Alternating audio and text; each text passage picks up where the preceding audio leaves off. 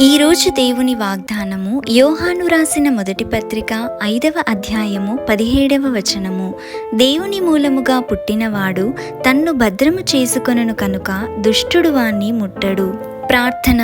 పరిశుద్ధుడవైన దేవా, కృపగల తండ్రి, మీ పాదములకు లెక్కలేని స్తోత్రములు చెల్లిస్తున్నాం ప్రవ్వా. అవును తండ్రి, మమ్మల్ని సృష్టించిన మా సృష్టికర్తవు, తల్లి గర్భములో రూపింపబడకమునుపే మా గురించిన ప్రణాళికను కలిగిన మా తండ్రివి.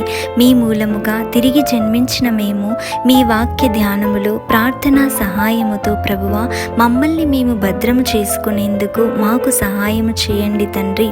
శోధనలను సహించుటకును, బాధలను భరించుటకును, స్థితి ఏదైనా సరే మా పరిశుద్ధతను కాపాడుకొనుటకు మాకు సహాయము చేయండి. మాలో విశ్వాసమును బలపరచండి. అపవాది మమ్మల్ని ముట్టకుండా ఉండునట్లు, ఆత్మీయ స్థితిలో పడిపోకుండా మీకు దగ్గరగా జీవించే కృపను మా అందరికీ అనుగ్రహించుమని నజరేయుడైన యేసు నామములో అడిగి వేడుకొని పొంది ఉన్నాము తండ్రి. ఆమేన్.